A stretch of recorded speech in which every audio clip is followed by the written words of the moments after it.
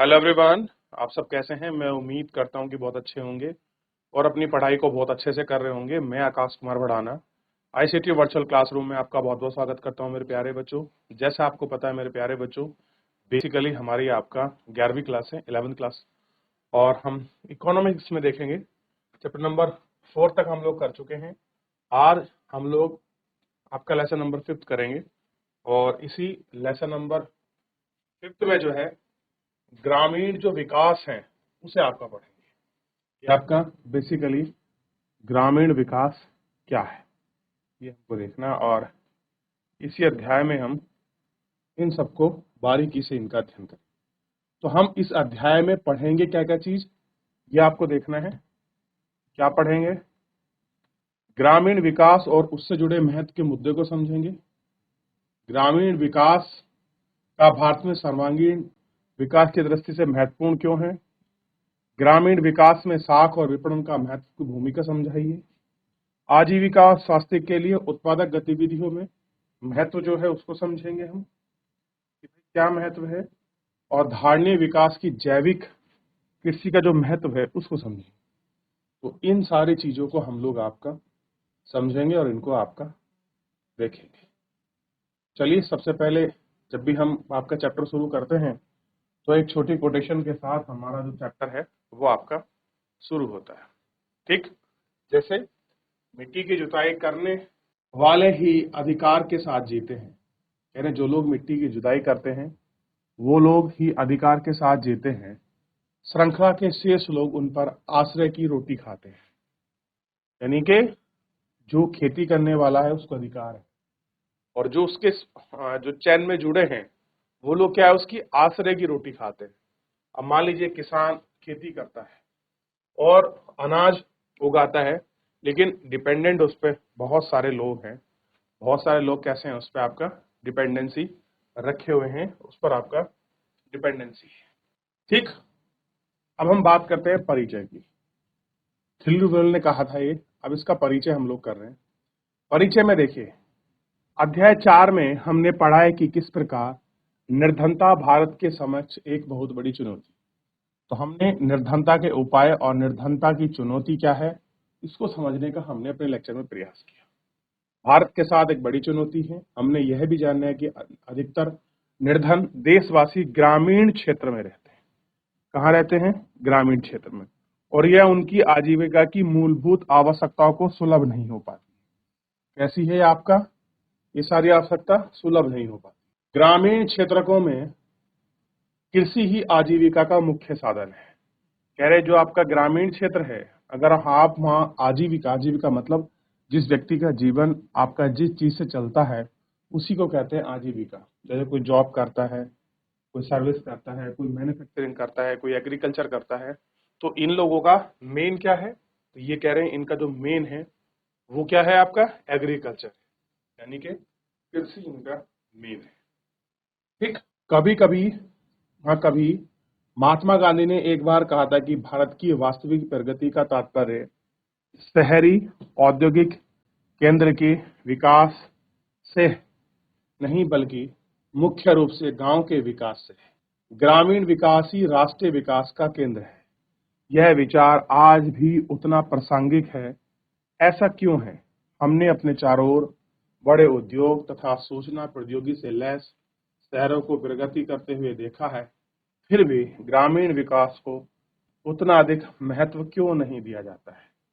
इसका उत्तर है कि आज भी भारत की 2/3 जनसंख्या कृषि पर आश्रित है, जिसका उत्पादक अभी भी इतना है कि सबका निर्वाह भी नहीं हो पाता। इसी कारण से देश की 1/4 जनता अभी भी घनघोर निर्धनता में है। यदि हम भारत की वास्तविक उन्नति चाहते हैं तो हमें विकसित ग्रामीण भारत का निर्माण करना होगा। और ग्रामीण विकास का तात्पर्य, अब हम ग्रामीण विकास का तात्पर्य समझें। यानी कि अगर आप चाहते हैं कि वास्तविक भारत का विकास हो तो ध्यान रखिए, आज भी अगर आप देखेंगे भारत की 2/3 जनसंख्या किस पर आश्रित है? कृषि पर। यानी कि 2/3 जो है जनसंख्या वो आपका कृषि पर आपका निर्भर है। कृषि पर उसकी डिपेंडेंसी, ये हमको देखा, ठीक। और उसका निर्वाह है, और देश की 1/4 जनसंख्या अभी भी निर्धनता में है, यानी कि 25% लोग आज भी ऐसे हैं जो आपका गरीबी रेखा के नीचे जी रहे हैं। तो ये सारे कारण हैं ऐसे, और यही जो है उन्नति में आपका बाधा है, और हमें ये सारी दिक्कतें दिखाई देगी। ग्रामीण विकास क्या है? ग्रामीण विकास का एक व्यापक शब्द है। यह मूलतः भारतीय अर्थव्यवस्था के उन घटकों के विकास को ध्यान केंद्रित करने पर बल देता है जो ग्रामीण अर्थव्यवस्था का सर्वांगीण विकास में पिछड़ा है। भारत के विकास के लिए जिन क्षेत्रों में नई और सार्थक पहल करने की आवश्यकता बनी हुई है, वे इस मानव संसाधन के विकास जिसमें निम्नलिखित आपका सम्मिलित है। कैसे हैं? निम्नलिखित सम्मिलित है।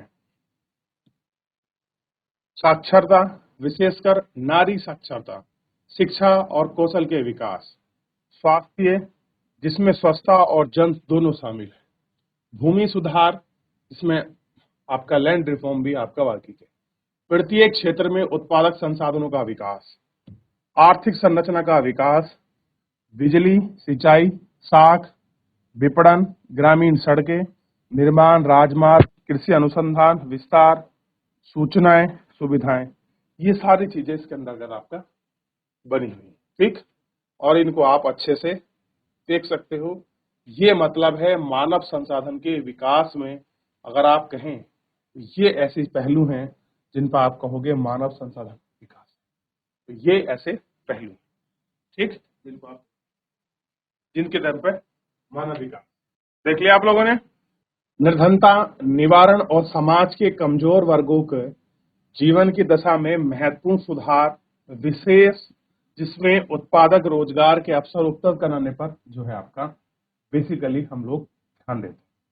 तो डेवलपमेंट का प्रोसेस क्या होना चाहिए, विकास का प्रोसेस किस प्रकार का हो, ये सारी चीजें बड़े ही अपना महत्व रखती हैं।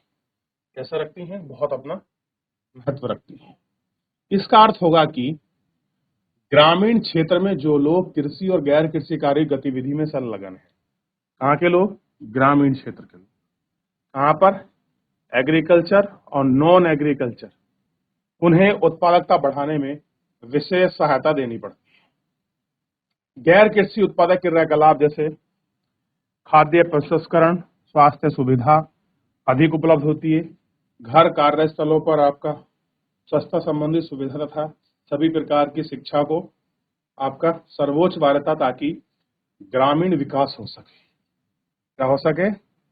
ग्रामीण विकास हो सके। हमने पिछले अध्याय में यह देखा है कि यद्यपि सकल घरेलू उत्पाद यानी कि ग्रॉस डोमेस्टिक प्रोडक्ट, इसी को हम क्या कहते हैं?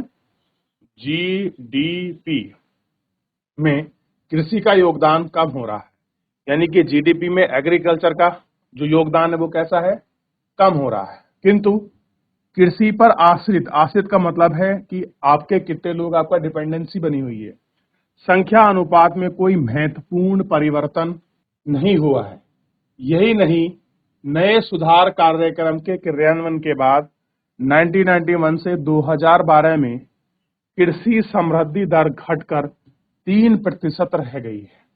कितना हो गया है? 3% रह गई है। हाल ही के वर्षों में इस क्षेत्र की में अस्थिरता आई है।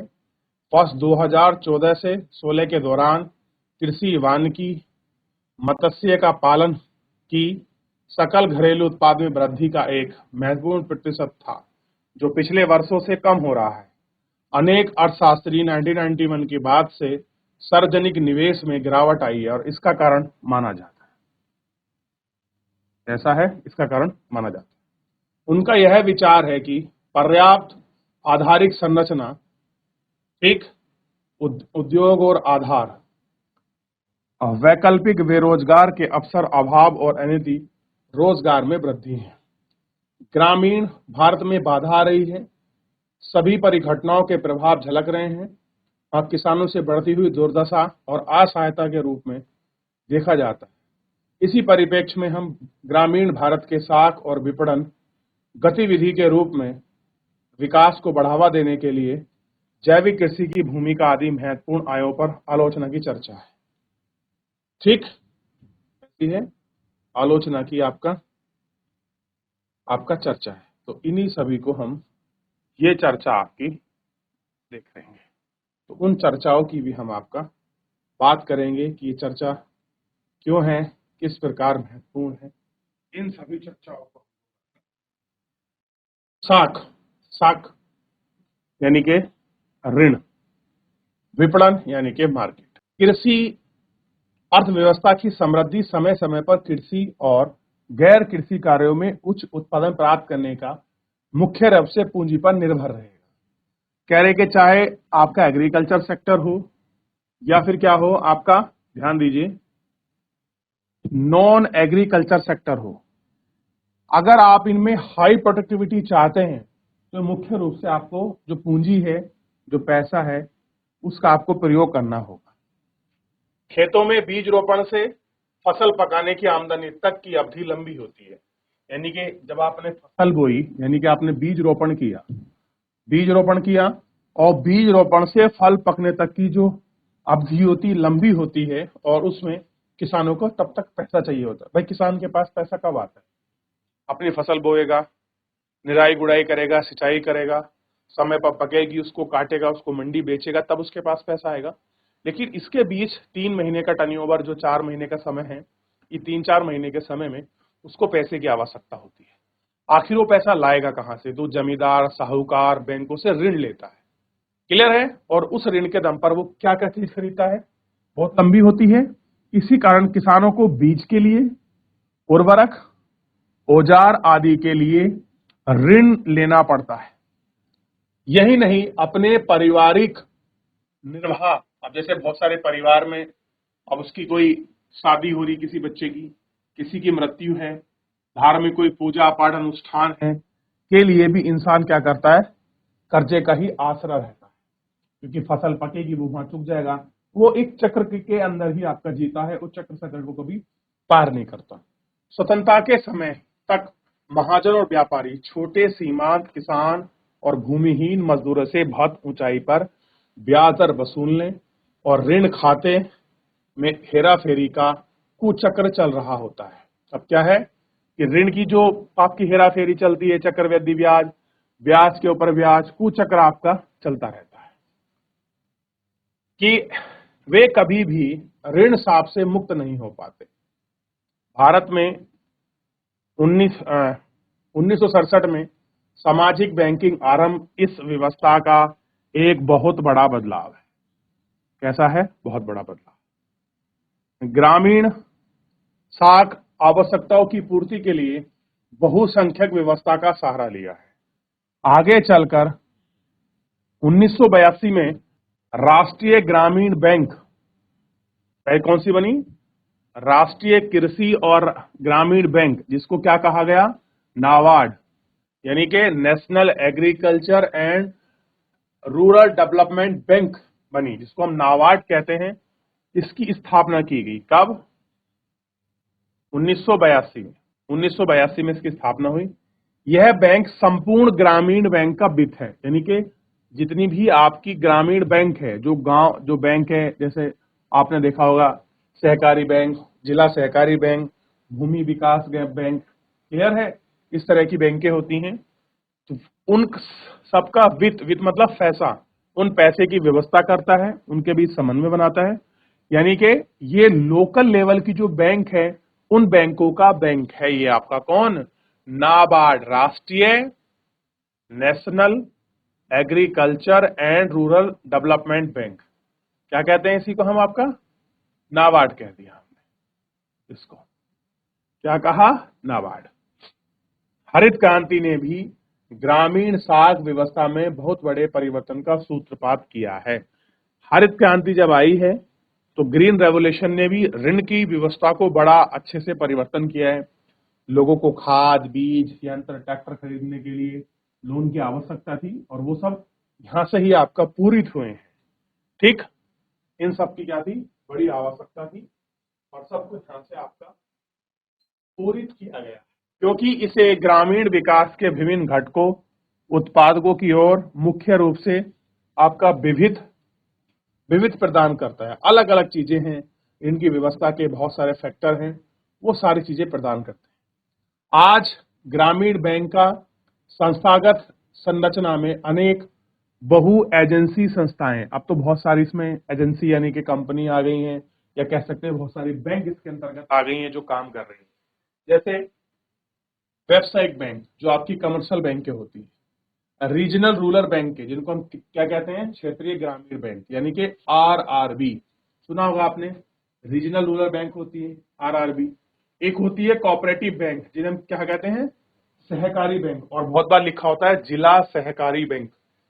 एक होती है भूमि विकास बैंक, सम्मिलित है। तो ये इन बैंकों के अंदर आपका बैंक है, और इन सबको लीड कौन करती है, अभी हम देख रहे थे, इन सबको लीड करती है आपका नाबार्ड। कौन करती है, ये वाली बैंक, राष्ट्रीय कृषि और ग्रामीण विकास वाली बैंक। इन सभी बैंकों की आपका सर्वोत्तम मतलब शीर्ष की बैंक है, यानी कि ये इन सब की बैंकों का बैंक है। जिस प्रकार आरबीआई सब बैंकों का बैंक है, इसी प्रकार इनके पैसे का समन्वय करना, इन्हें कितने पैसे की जरूरत है, कहाँ इनको ब्रांच खोलनी है, कहाँ पर कितना ऋण देना है, क्या चीजें उपलब्ध करानी है, ये सारी जिम्मेदारी नाबार्ड की होती है इन बैंकों को लेकर। ये सस्ते ब्याज दरों पर पर्याप्त ऋण पूरित करना चाहती हैं। बेसिकली इनका मेन उद्देश्य जो है वो आपका प्रॉफिट कमाना नहीं है, बल्कि लो इंटरेस्ट रेट पर लोगों को आपका ऋण प्रोवाइड करना है, ताकि वो अपने कृषि कार्य के लिए, अपनी जरूरतों के लिए वो पैसा साहूकारों से ना लें, जमींदारों से ना लें, उस कुचक्कर में ना फंसे, उस निर्धनता में ना फंसे। बैंक उनको प्रॉपर आपका ऋण देती है और उन्हीं की पूर्ति कराती है। हाल ही के औपचारिक साख व्यवस्था में रही कमियों को दूर करते हुए स्वयं सहायता समूह यानी कि एसएचजी का भी ग्रामीण साख व्यवस्था का दुष्प्रभाव हुआ। औपचारिक साख व्यवस्था न केवल अपर्याप्त थी, बल्कि ग्रामीण सामाजिक सामुदायिक विकास में पूरी तरह से समन्वित साबित हुई।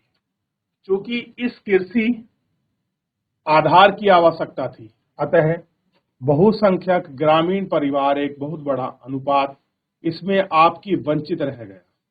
प्रत्येक सदस्य में न्यूनतम अंशदान द्वारा, कैसा है, न्यूनतम अंशदान द्वारा सदस्य का कम अनुपातिक में मित व्यय की भावना को बढ़ाता है।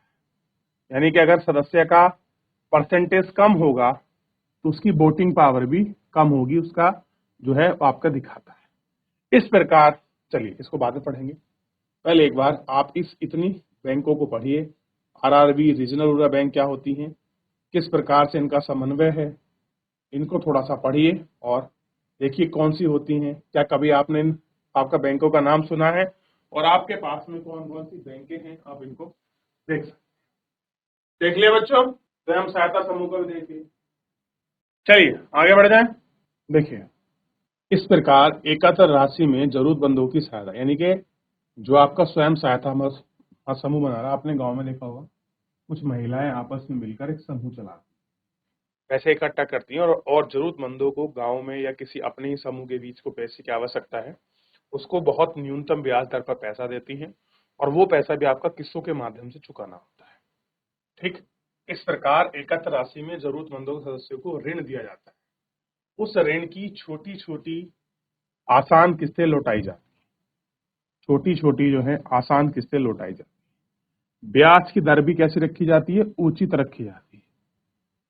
मई 2019 तक 54 लाख महिला स्वयं सहायता समूह में लगभग 6 करोड़ महिला सदस्य थी। लगभग 10,000 से 15,000 रुपए प्रति स्वयं सहायता समूह, और इसके अतिरिक्त 2.5 लाख प्रति स्वयं सहायता समूह को परिक्रमी निधि के रूप में स्वयं सहायता निधि निवेश कोष यानी कि CISF का सर्जन किया गया है, जिसके फलस्वरूप आय सर्जन हेतु महिला सदस्य स्वरोजगार को अपना सकती है। इस प्रकार उनकी साख उपलब्ध अति लघु साख कार्यक्रम भी कहा जाता है। इस प्रकार से स्वयं सहायता समूह महिलाओं के शारीरिक में सहायता करती है, यानी कि जो आपका सशक्तिकरण है उसमें उसको सहायता करती है।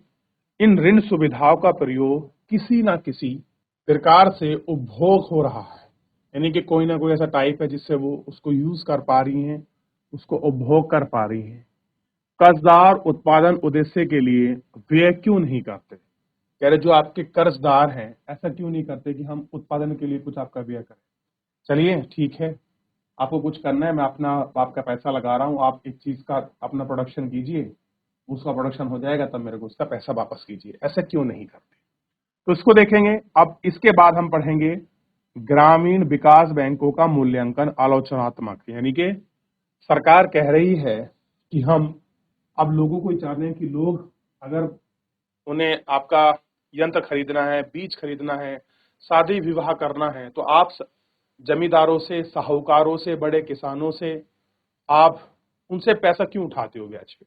सरकार आपको बैंक में पैसा उपलब्ध कराएगी, सस्ते ब्याज दर पर आपको पैसा देगी।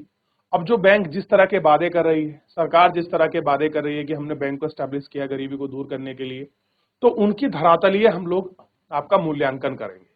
क्या है? ग्रामीण क्षेत्र का मूल्यांकन। और कैसा होगा?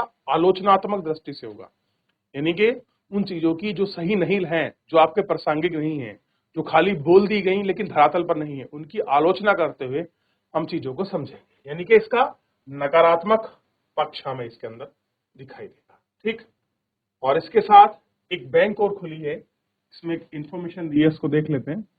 क्या है कि निर्धन महिलाओं का बैंक केरल प्रांत की ओर उन्मुख एक निर्धन निवारक सामुदायिक कार्यक्रम।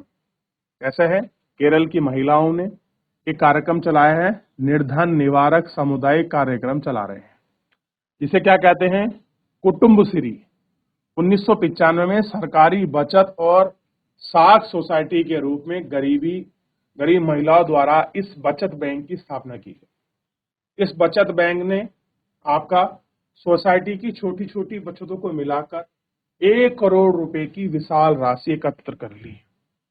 कितने? 1 करोड़ रुपए की विशाल राशि। इसे अब सदस्य संख्या संगठित बचत के आधार पर एशिया का विशालतम औपनिवेशिक बैंक माना जाता है। क्या मानते हैं? एशिया का औपनिवेशिक जो बैंक है वो आपका माना जाता है। अब आप इस संस्था की वेबसाइट पर इसे प्रारंभ में उठाए गए अन्य कदमों की जानकारी पा सकते हैं। क्या आप उन प्रयासों की सफलता के लिए उत्तरदायी कारकों की पहचान कर सकते हैं? जो उत्तरदायी हैं, आप उनकी जो पहचान है, क्या आप उनकी पहचान कर सकते हैं? मेन सीन यहाँ है कि आप उसको कितना पहचान कर रहे हैं। ठीक, ये हमको आपका देखना है, ये हमको आपका बात। ठीक, तो ये था ग्रामीण विकास की स्थिति, कैसा डेवलपमेंट होना चाहिए, साख विपणन किस लिए आपका विपणन लिया जाता है, इन सबको हम लोग देख लिया। तो आपने कुटुंबश्री को देखा, और इस प्रकार बहुत सारी बैंक, स्वयं सहायता समूह आपके बने हुए हैं, चल रहे हैं, जो आपका लोगों को लोन प्रोवाइड कराते हैं। अपनी छोटी छोटी जो बचत है उन बचतों को आपका सेविंग के रूप में उनको सेव करते हैं, और आप इनको बड़े अच्छे से आपका देख सकते हैं कि उनकी बेसिकली बचत जो है वो क्या है, और वो कैसी बचत की जो है आपका बात कर। क्लियर है? ध्यान रहेगा इतना। तो आपने इस प्रकार इस पूरा आपको बचत को आपको देखना था, पढ़ना था। ये था आपका ग्रामीण विकास का सबसे पहला चैप्टर कि ग्रामीण विकास क्या है। तो ध्यान दीजिए, ग्रामीण विकास एक व्यापक शब्द है। ग्रामीण विकास का सर्वांगीण विकास है। तो सर्वांगीण विकास के अंतर्गत ये सारे पहलू आपका जुड़े हुए हैं। ठीक है, जो उनको देखना है। चलिए, तो फिलहाल जो है आप लोगों ने इतना देख लिया। कोई डाउट, कोई क्वेरी हो मुझसे पूछ सकते हैं मेरे प्यारे बच्चों। किसी बच्चे की कोई डाउट, कोई क्वेरी चैप्टर से संबंधित। अच्छा, आप लोग एक काम करिएगा, थोड़ा सा आप पता करिए जहां आप रहते हैं उसके पास पड़ोस में कौन कौन सी बैंक है, ऐसी हैं कौन कौन सी बैंक है। ठीक है, क्या हाँ, क्या आप भारतीय स्टेट बैंक है, आपकी पीएनबी है, कोई कोऑपरेटिव बैंक है, जिला सहकारी बैंक है या कोई और बैंक हो ऐसे, आप उनका पता करिए और कोशिश करिए कितनी और मेरे को बताइए कि हमारे यहाँ ये बैंकें हैं, ये इनका नाम है। फिर हम लोग उसके बारे में कुछ पढ़ेंगे, शायद कुछ जानकारी अच्छी मिल जाए। क्लियर है? मेरे प्यारे बच्चों, फिलहाल इस लेक्चर में हम लोग अपना इतना ही करेंगे, मिलेंगे नेक्स्ट लेक्चर में। तब तक अपना ध्यान रखिए, स्वस्थ रहिए, अपनी पढ़ाई को बहुत अच्छे से करते रहिए। मुझसे जुड़ने के लिए आपका बहुत बहुत धन्यवाद।